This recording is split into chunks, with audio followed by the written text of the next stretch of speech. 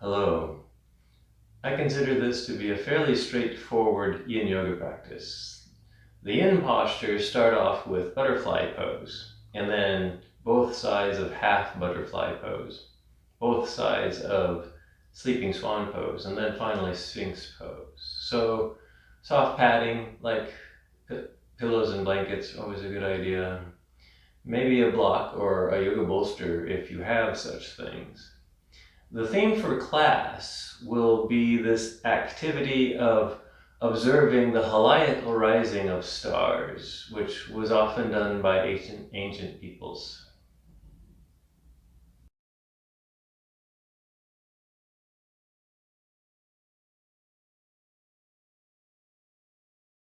This practice begins with a bit of seated meditation. So find a comfortable seat. I'm going to suggest a seat known as Vajrasana or Seiza, which is simply sitting with your knees together back onto your heels. Now, some of us can't sit this way comfortably or without pain, so some of you might be able to sit this way if you have some help from a firm prop, like a pile of books or a block like this.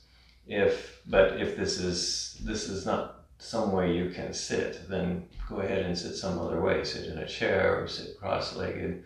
Use as much height as you need to. Otherwise, if you can sit easily this way, then we'll be here for a few minutes to just ground, to just check in, just notice here. So wiggle around, find something that's comfortable. Maybe slowly tone through your torso to bring your spine to a nice neutral position. Maybe shrug your shoulders up towards your ears and roll them back and down just to open up the front side of the torso, making it easier for you to breathe. And then notice your breath. Notice the inhales and the exhales. You may not have noticed your breath all day, so now is the time. Since this is yoga practice, now is the time to just check in and notice with your breath. And that has a tie-in with the theme for class, which is heliacal rising, or heliacal rising is also, both pronunciations are correct. And that's the activity during this guided meditation. It's not so much guided meditation, but to understand the idea of this activity that the ancients did. So as I'm talking, you can continue to like soften your face, and as I go through the visualization, you'll maybe get the connection to this mindfulness idea of waiting patiently for something to just simply appear. The heliacal rising of stars is an external activity. They're trying to catch a glimpse of a star right before it's overwhelmed by the sun. But in a yogic way, we're trying to catch a glimpse of our inner selves, our inner true selves that we often ignore. I mean, it's always there, just like a star is always there. But we're often ignoring because we have other things that's overwhelming our attention and distracting us from that. So you can maybe start to deepen your breath now that you've noticed it. And by deepening it, I just simply mean begin to lengthen it. Let it be a little bit longer and slower than normal here. And if you find your position uncomfortable, you can always shift to a new one here. We'll be here for a few more minutes. And this is where I describe what heliacal rising actually is. So the term heliacal rising means that is when a star appears to rise right before the sun, and before the sun overwhelms it at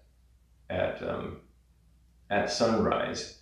After a period of time where that star seemed to be behind the sun, and that you couldn't see the star because the sun appeared too close to it, was in front of that star. And then after a period of time, the star kind of appears to move in front of the sun, and it tends to rise just slightly before the sun does, before sunrise. And then after that, it gets higher and higher and higher. It rises earlier and earlier, and the sun appears to rise. And the ancient people knew this, and they used this to mark time. And they used this to mark significant events in the seasons and the cycles of the year. And so they had sky watchers. They had sky watchers that would get up early in the morning, and they would watch for these significant stars, patiently wait for them to rise, and then when they first caught a glimpse of the star before the sunrise, they knew exactly what day it was. They knew exactly what time of year it was. They had learned something. And that's why it was so important. And this is something that happens early in the morning, and so it requires a little bit of discipline to do this, just like it requires a little bit of discipline to sit peacefully, stilly, and notice the very subtle interactions that are going on inside, deep inside us, and then we learn something about ourselves. So just a couple more breaths here, and we'll dive deeper into this idea of heliacal rising and how it ties into maybe learning a little bit about your own body here. So if your eyes are closed, you can open up your eyes. A little bit of yang movement and warm-up before we get into the yin postures here. Speaking of heliacal rising, since it happens early in the morning, sometimes it can be chilly really early in the morning. So it's okay. It's okay to create warmth before the sunrise here. So a little bit of sunrise work here. So after you've been seated this way for a while here, go ahead and begin to lengthen out a little bit here, just to work out the legs. That's a long period. That's a yin posture in and of itself, to sit back on your heels here. And then maybe switch to a different seat, or you can come back to sit on your heels. We'll do a twist here. So either back on your heels before or sitting cross-legged.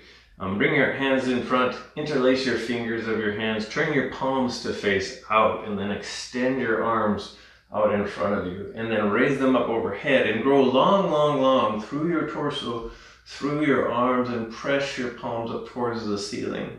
And then release your hands and lower your extended arms down to about shoulder height, keeping them extended and lengthening them out. And we'll twist here.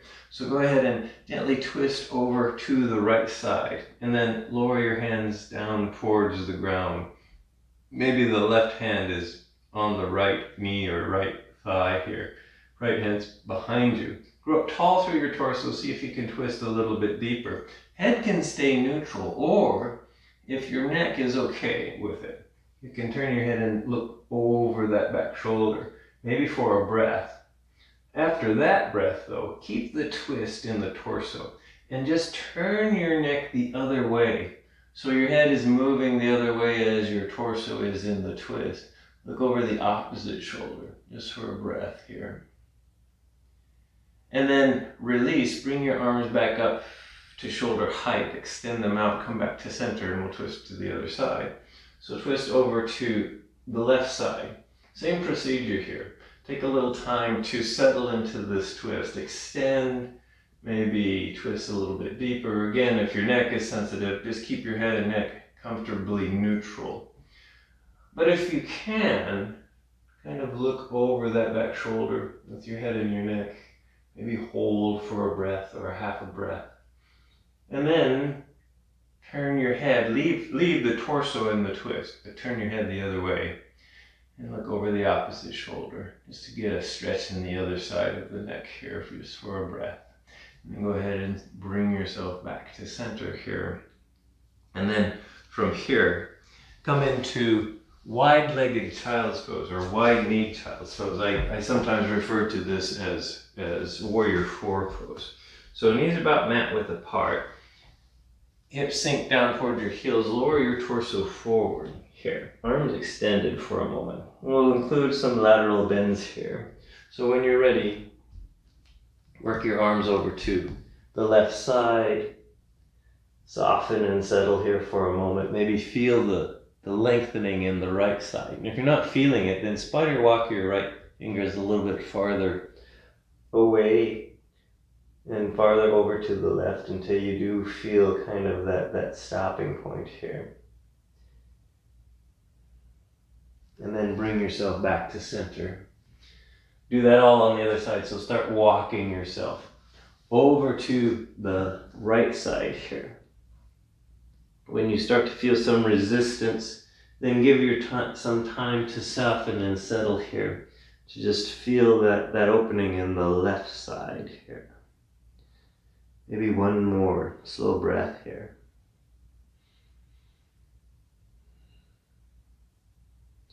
And then bring yourself back to center. Bring yourself all the way down onto your belly and extend your legs comfortably out behind you. We'll do a few wide-armed Cobra poses here. So legs are extended, feet are about hip width apart, or comfortable width apart. Do some Cobra cycling, some gentle back bends here. Extend your arms out to either side. Bend your elbows. Elbows kind of point up a little bit. And then spread your fingers, root them into the ground to kind of help stabilize you and press you up. So on next inhale, raise your heart and your sternum up and forward. Maybe just a little bit on this first Cobra pose, this first back bend, and then lower everything back down. We'll do this about 3 more times. So you can sync this with your breath, make this a vinyasa. So inhale up is maybe a little bit farther, or as far as you go. And you can press into the ground with your hands a little bit to help keep things stable. Lower on the exhale. Inhale, lift yourself up. Again, exhale, lower. One more cycle here. So on your next inhale, lift yourself up. Maybe the highest time you've done it during this cycle. And then very gently lower yourself back down to the ground. And then we'll end with a little bit of gentle core work here. So forearm plank. Bring your elbows in, shoulder width apart, underneath your shoulders. You can clasp your hands and then kind of bring your hips up and knees underneath your hips into kind of a forearm table pose. And then from here, raise one knee, toes are rooted into the ground, raise the other knee, toes are rooted into the ground. Engage through your core. So your torso is working here. Try to lengthen out through the back side and the front side of your body to make a nice stable platform here. This should feel like effort because this is not yin. This is yang yoga. And then we just try to stay here for a little bit longer. So maybe 2 more breaths here.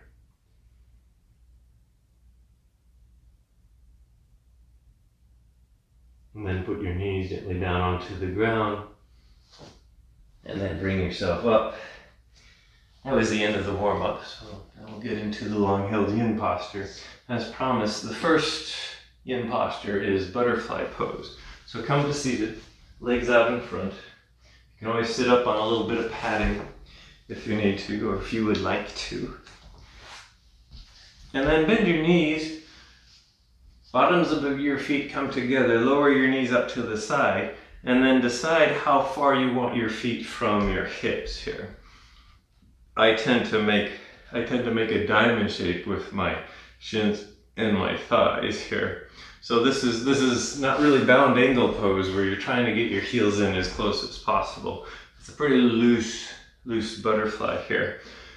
Place padding underneath your knees if you need to make them feel stable and secure.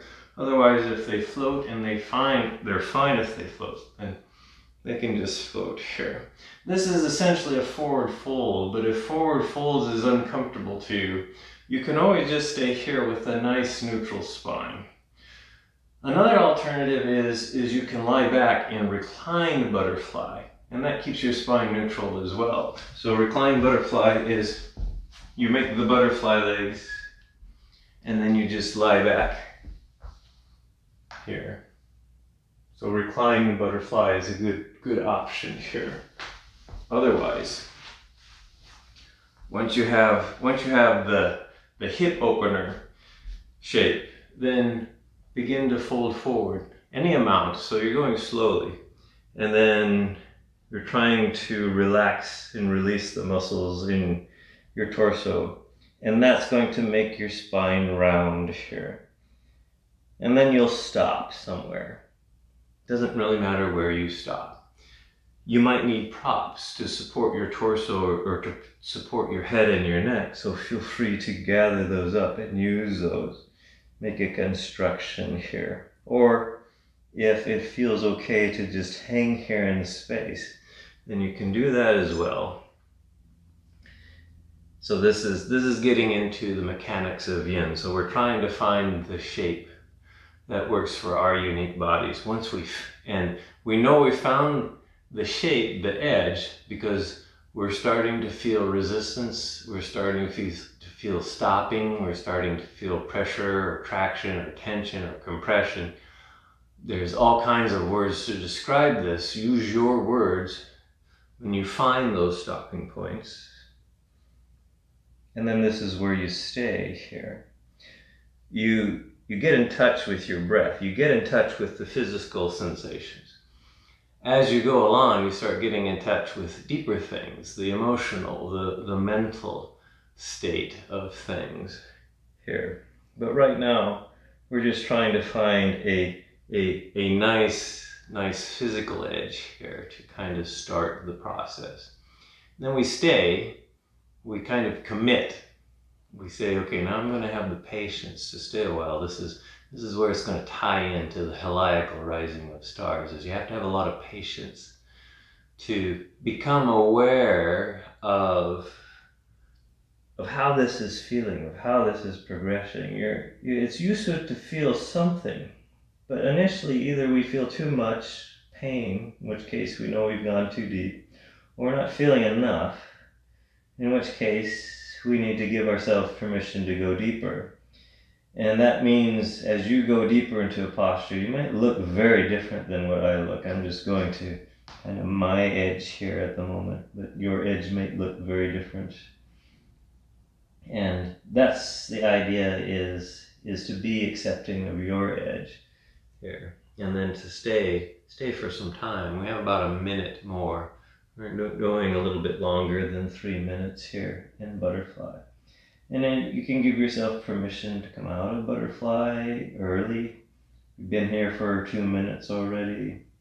That might be long enough for you. You can give yourself permission to stay longer. This is all about the practice. This is all about playing your edge here in the yin practice. And as you're here, you are keeping track, you are paying attention to your breath and to how this is feeling for you. We use the vague term feeling, but we're noticing the very physical sensations in our bodies. We're noticing the mental state, our mental state. We're trying to notice everything, and it might be very busy, and which is interesting, considering we think of this as a very slow and still practice. If you take all things into consideration, you realize there's a lot going on in these yin postures. So just one more breath here. And then go ahead and plant your hands and slowly bring yourself up. You can lengthen out through your spine. You can do little motions to work out the kinks here. On the other side here, little twists. And then maybe bring the knees in, extend the legs forward, and you can point and flex the legs a few times here. And then we're coming into the next yin posture. The next yin posture is also a forward fold. So if you love forward folding, you're going to love this sequence. If you're not that big on forward folding, then maybe the hip openers of the legs are good, in which case keep your spine nice and neutral. You don't have to fold forward. Otherwise, if the folding forward is okay for you, then you can try that. So for half butterfly, now we start seated with legs extended.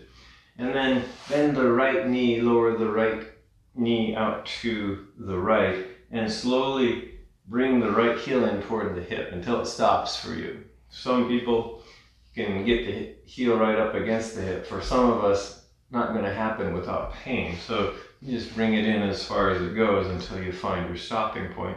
And again, you can prop this knee if this knee needs some propping here. The other leg that's extended doesn't have to be perfectly straight. It can have a slight bend in the knee. You can maybe move the leg out to the left a little bit here. Kind of set yourself up for your version of half butterfly here. And if you're getting enough in the hips, you can stay here, spine nice and neutral, or you can fold forward any amount. Again, just like butterfly and half butterfly, we're allowing the muscles to soften, and we can use our breath. Use the breath to help coax tight and engaged muscles to soften here. And again, you're just going to where you stop here. And we're here for another 3 minutes or so. We're trying to relax all the muscles, even in the legs. So if you relax the muscle in the extended leg, and depending on how your hip socket is built, if your leg rolls out or rolls in, that's perfectly fine. That's telling you that you've actually relaxed the muscles. So I'm kind of externally rotated. So if I really relax the muscles in my leg is going to roll out a little bit. Well, that's just my personal anatomy. Yours might be different. Maybe it rolls in. Maybe it stays perfectly straight. Oh no.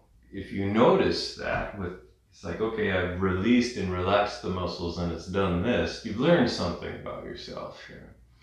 And then once you've learned that, it's like, that's interesting. And so you stay.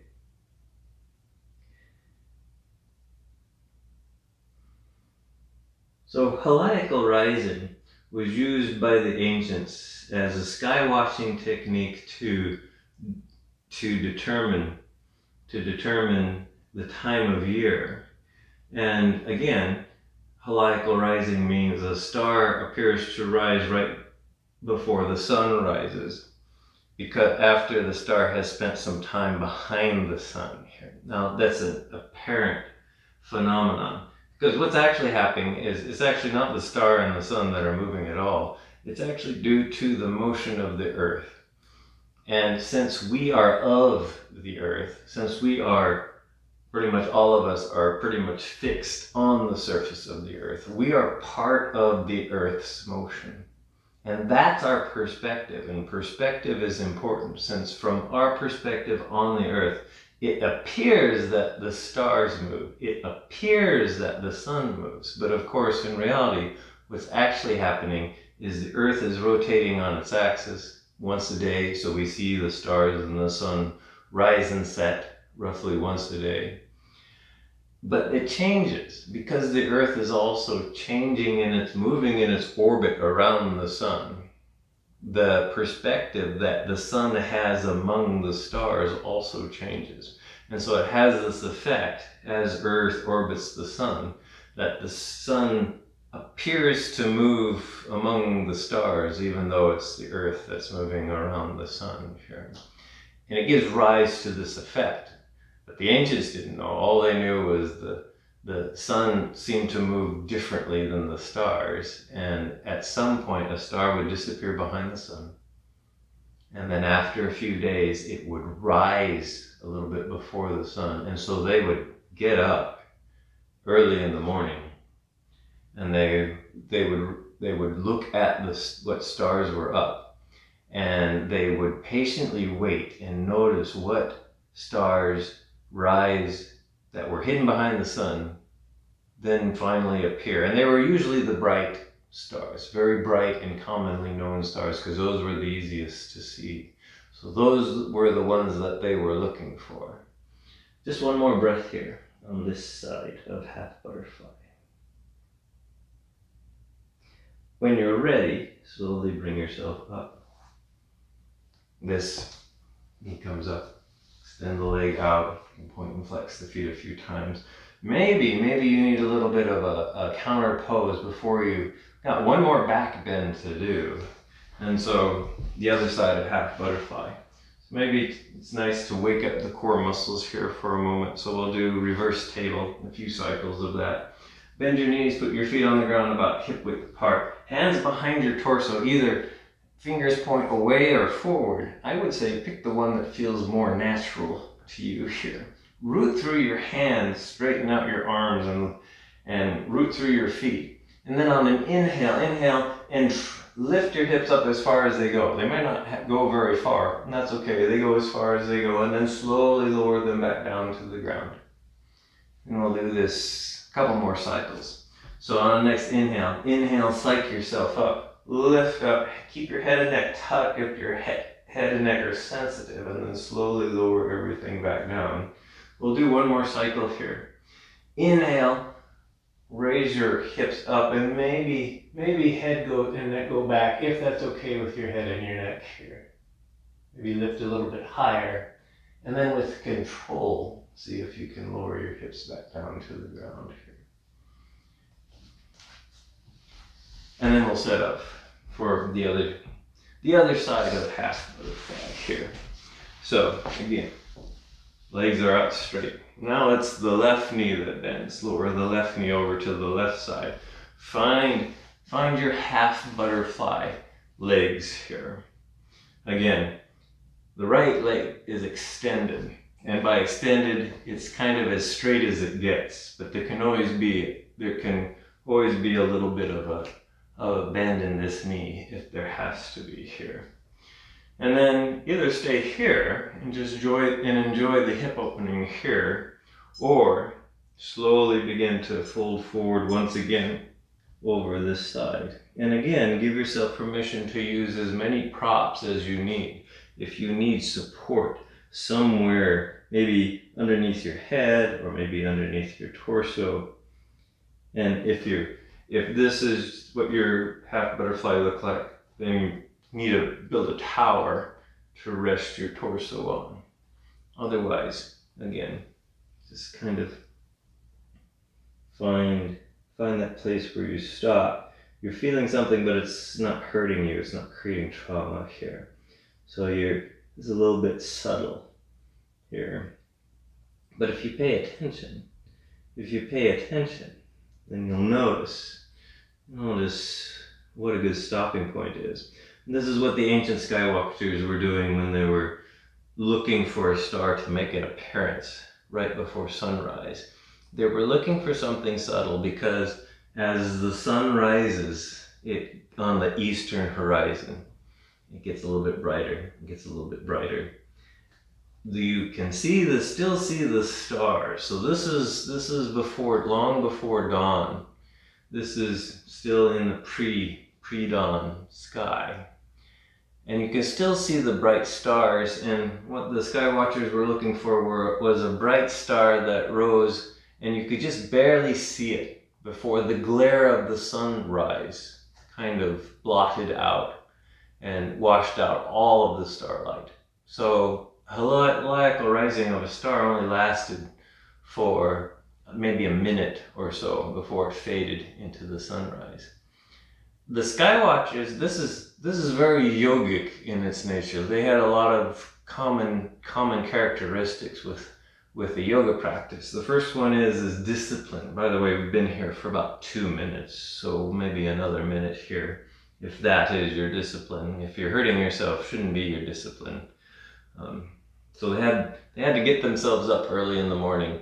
This is maybe a foreign concept to us modern urban people who live in big cities with lots of electric lights. We tend to stay up late at night, and so we are usually looking at the stars in the sky in the evening and in the night, whereas heliacal rising has to deal with going out early in the morning and looking at the stars before sunrise, which is often very dark and very cold environment, and you have to have the self-discipline to make yourself do that. The ancient sky watchers did, because they knew how important it was to mark their calendars with these heliacal risings of very bright, very famous stars.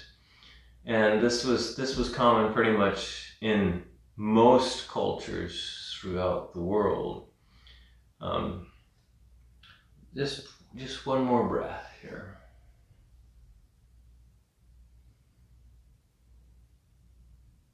And then slowly bring yourself up. Move slowly here. Slowly bring yourself out. Notice the reverberations again. A little bit of counter pose movement. You can do a few cycles of reverse table again if you wish here. Or anything else that kind of works out the kinks. I'll go ahead and kind of get set up for the next posture, which is the first side of Sleeping Swan Pose, which is an outside hip opener here. And there'll be an alternative because not all of us have access to Sleeping Swan. So we'll come to hands and knees, we'll come into table pose. And then bring that right foot up between your hands, into the left knee back. So we're coming into this low lunge, and then we start to walk this right foot over to the left side, the opposite side of the yoga mat. And then start to lower the knee and the hips towards the ground here. And this is where you might have to adjust this heel. If the knee starts complaining, bring the heel in closer to the hip. And that might take care of any knee complaints. This is supposed to be a hip opener, not a knee opener. So we're not supposed to be feeling any kind of pain in the knee here. Lower your hips as far as they go. Some of you, the hips will reach the ground. Some of us, the hips don't reach the ground. That might be fine as long as it feels okay. If it's feeling unstable, this is where you grab props and you stuff them underneath your hips and that front thigh to feel a little bit more stable here. And you might need a lot more props than just the blanket like I've got here. So this is the beginning of Sleeping Swan. And by the way, if this is just painful no matter what you're doing, there's an alternative. I will demonstrate it after I get done getting into this posture here. It'll be eye of the needle here. So this is Swan, this little back bend. And then very gently lower yourself, your torso forward. Go slow so that you find an appropriate stopping point. So for some of us, maybe we gotta stay up on straight arms. Some of us make it to forearms. Some of us make it to the floor, to a prop here. Find where you like to be in this pose here. And then we'll stay here for a few minutes. This posture is not accessible to you. Gently make your way onto your back. Bend both knees and place your left ankle on your right thigh. Right ankle on left thigh here. And then draw the left leg in. Just as much as you need to until you're feeling something here.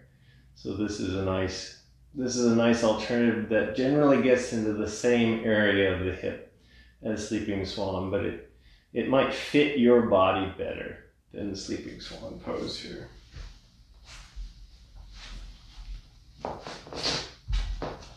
Otherwise, a few more minutes here in Sleeping Swan.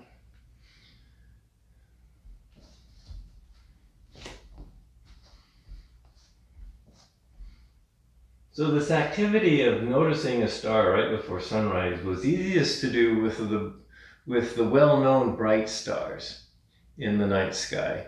And I often like to talk about those stars myself in these yoga practices because those are the stars that are accessible and easy to find by most anybody. Even if you live in an urban environment where there's a lot of light, you can go out and you can still see these bright stars, even the glare of urban light pollution. And that's why I like to point them out, because it's like, okay, you can see these stars because they're so bright. They kind of burn through the light pollution, even in an urban environment. And it's nice to know about these stars because the bright stars were well known by everybody. They have names, they have stories behind them, even though we may have looked up our whole lives at the sky, seen these bright stars and have never known anything about them. Sound familiar? Sounds like yoga. And we're trying to get to know the inner workings of our body, things about our bodies that have always been there. We've always kind of noticed but we've never really thought about, even though they're a very real part of our true self here. So about 6 or 7 more breaths here on this side of Sleeping Swan. Check in with your breath. Maybe you can go a little bit deeper in Sleeping Swan. Maybe you need to come out, take a break from this here. Notice the faint star that's blinking on right before sunrise here. And so I often talk about the stars as they appear in the evening sky, but of course the ancients were trying to see the stars rise right before dawn, right before it got overrun with sunrise. So one more breath here, and this is a simulation of sunrise. So we're trying to get in touch with those last feelings. Maybe they're pretty intense here in Sleeping Swan. And then the sunrise is coming out and feeling that whole reverberation. So maybe bring yourself back up into Swan Pose.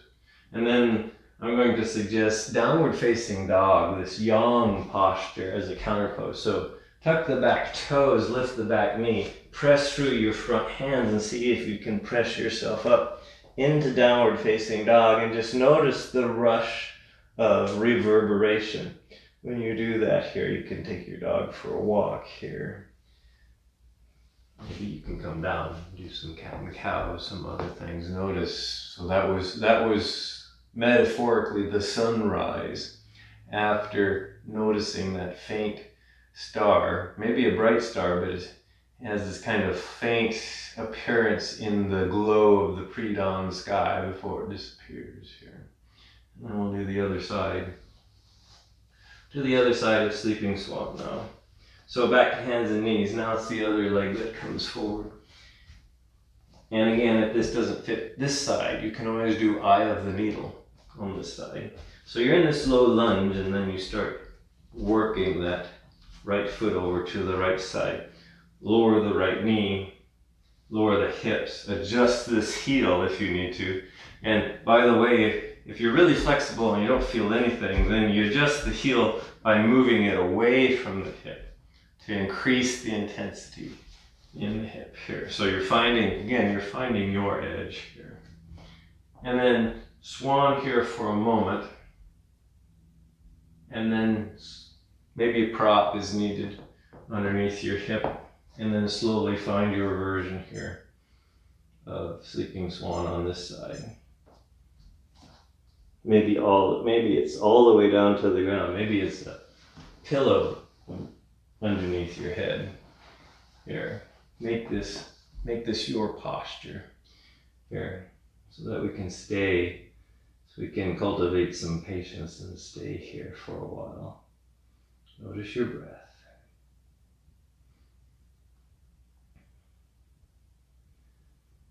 So the Heliacal rising, the most famous Heliacal rising from ancient history, is that of Sirius in ancient Egypt.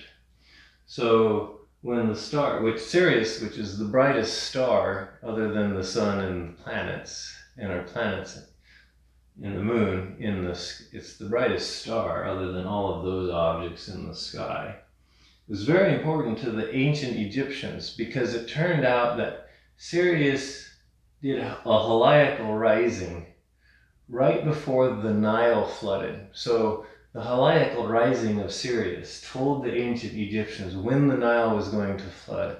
That was super important for that ancient civilization, because that's when they knew their crops, the Nile would flood, and it would refertilize and replenish all of the crop fields in that part of the world, which the Egyptian culture was completely dependent on. They're completely dependent on the Nile and its flooding. And it was the Heliacal rising of Sirius at the time that told them exactly what time of year it was, that they can expect the flooding almost any day now. And so that's probably the most common story from history that we hear about Heliacal rising. Spend about 2 minutes on this side, so about a minute left. The cultures from all over The Greeks used the Pleiades, which is a small group of stars, famous stars. They used the Pleiades, the heliacal rising of the Pleiades told them that it was good sailing season. So, and the Greeks were sailors on the Mediterranean, and when the Pleiades rose right before the sun, they knew the weather was coming, good sailing weather here. Other cultures used the Pleiades to denote turns out in the southern hemisphere, the Maori tribe of New Zealand used the heliacal rising of the Pleiades to mark the beginning of the new year from them. So it happened around it happened around midwinter for them. And midwinter was June. And so the heliacal rising back then was somewhere in June, and it marked the beginning of their new year. It wasn't just them. There were native peoples in South America that used the heliacal rising of the Pleiades to mark their new year, to mark roughly the winter solstice in the new year, which is reverse in the southern hemisphere than from the northern hemisphere. We're going to come out of this posture here. So when you're ready, plant your hands, dress yourself up. Maybe come back into this gentle back bend, this swan pose for a moment. And then you can slowly come up into downward facing dog, this sunrise pose.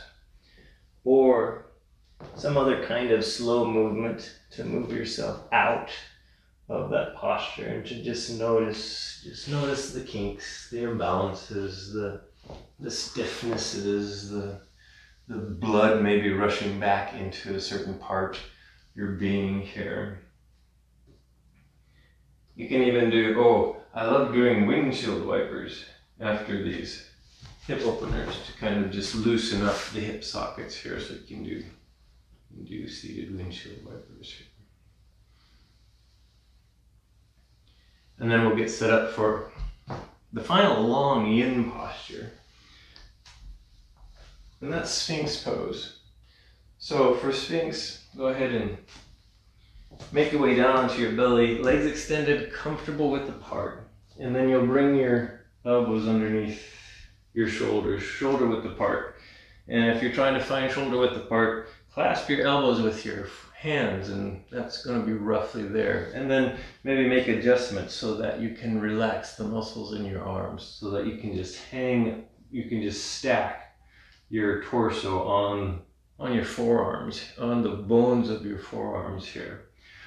Release the tension in your torso, let your spine sag. For most of us, that's going to set up a light compression in our mid to low spine.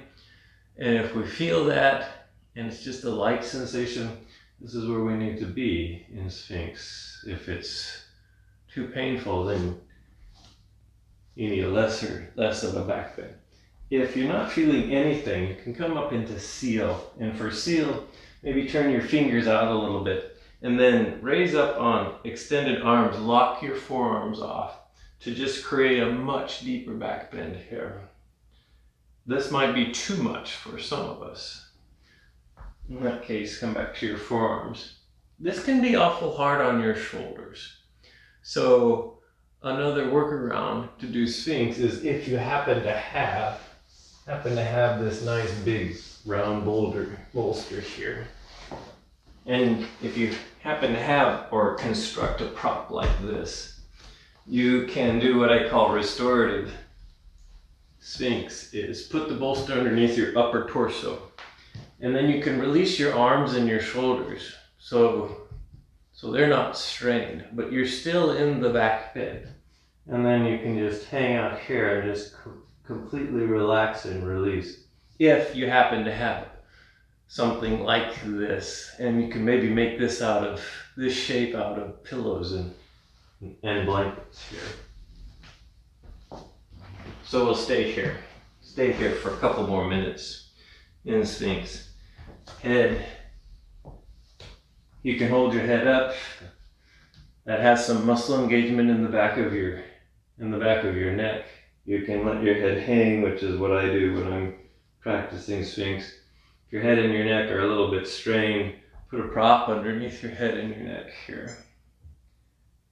And then we'll stay here a few more minutes or so.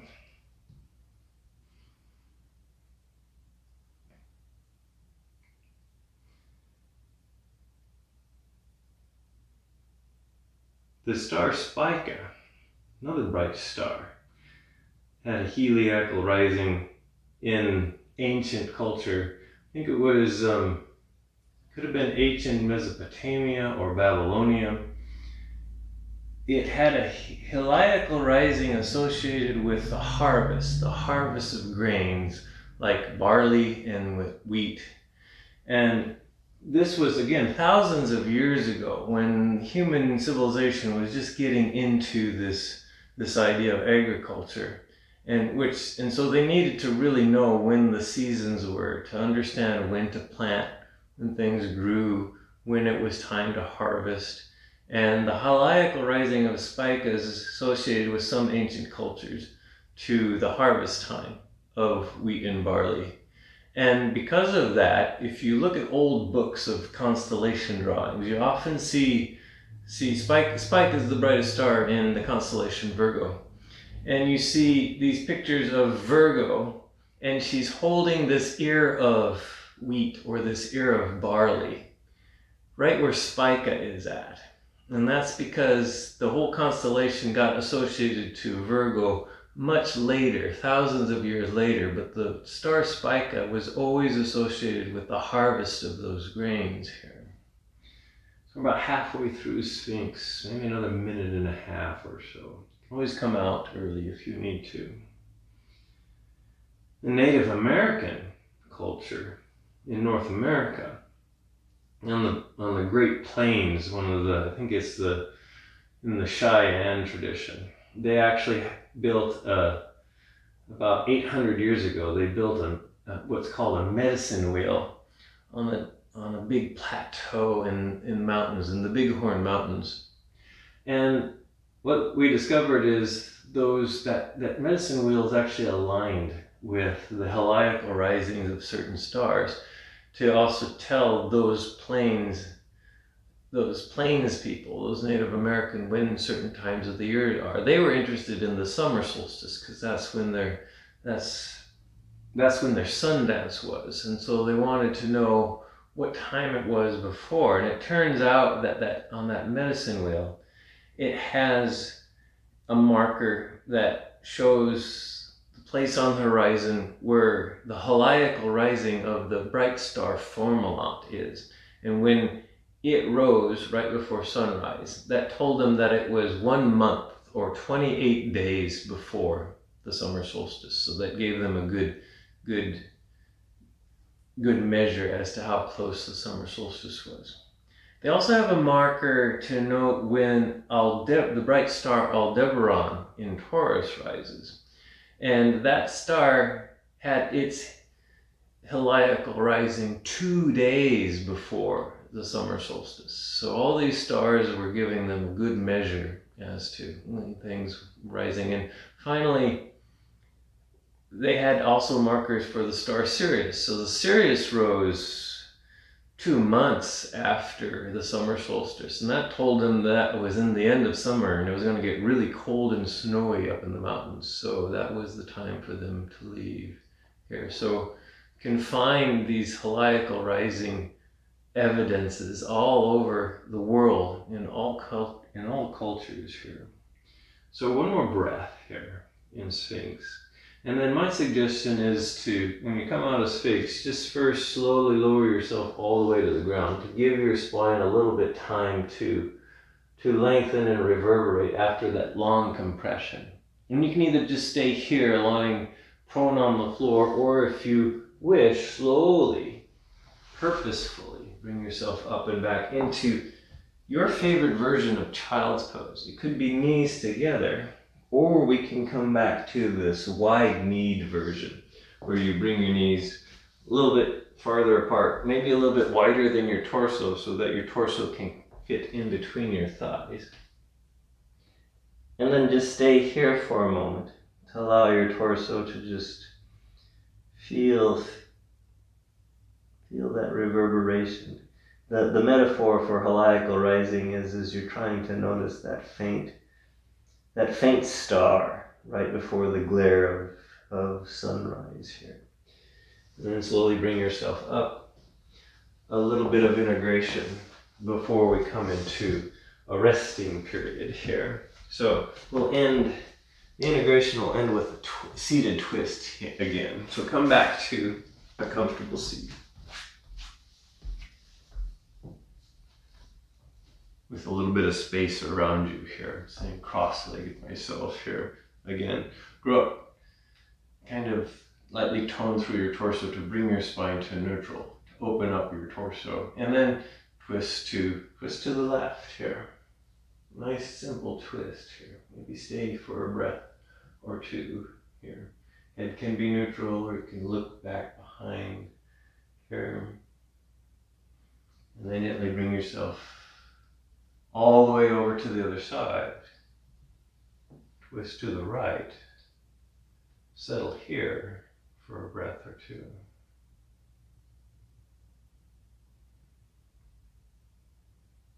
And then bring yourself back. You can do another counter twist if you need to.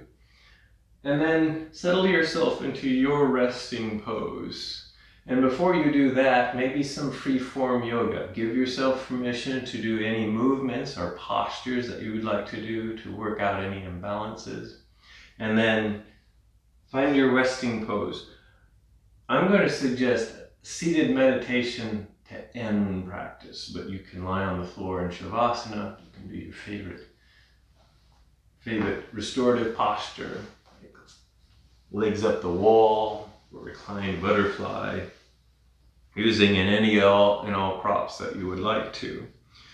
But I would like you for this final Shavasana, if you are going to try seated, actually it doesn't matter which posture you're doing, once you get settled into that posture, come back to the visualization that we started with at the beginning of practice. This idea of think of yourself as the ancient sky watcher. You have found your spot to observe the heliacal rising of a star and to observe the sunrise. So you're set up, noticing the night, clear, dark skies, the stars that have already risen, and you're waiting patiently to see if you notice that one bright star.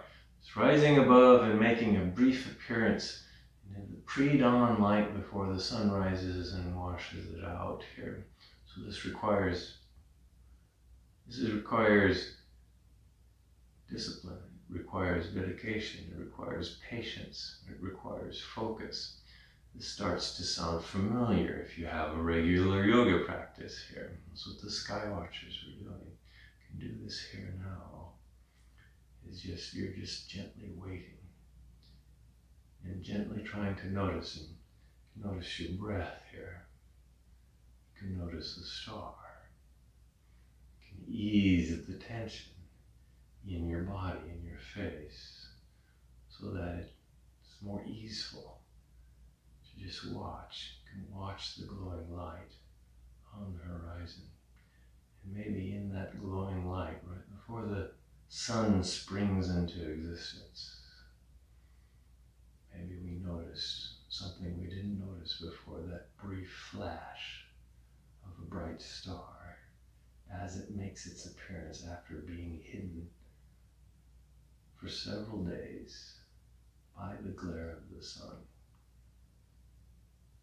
And maybe we're lucky, maybe we catch a glimpse of that star. And then over the days to come, it'll be higher and brighter in the sky. But we also get to see the beauty and the majesty and the warmth of the sunrise.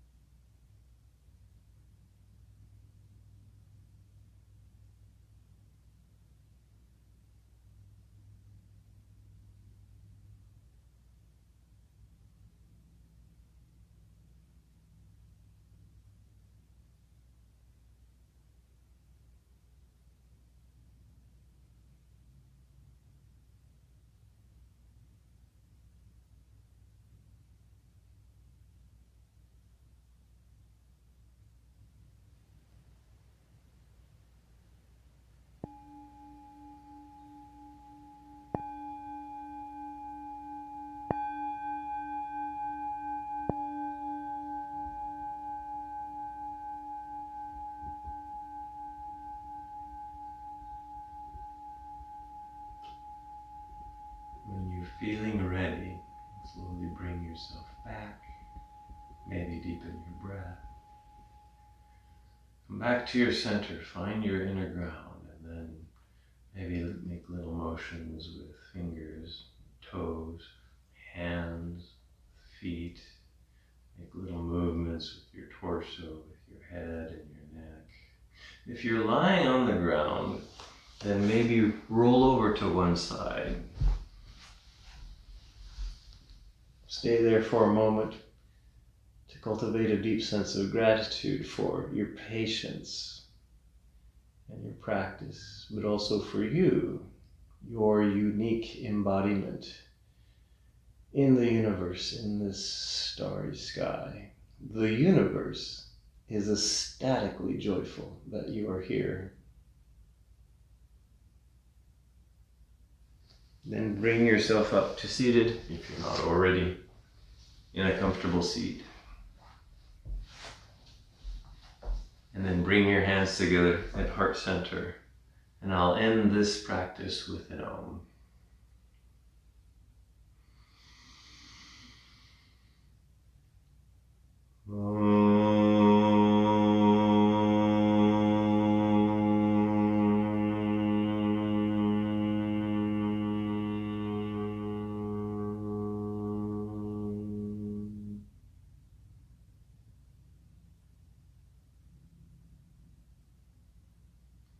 The inner starlight in me honors the inner starlight in you.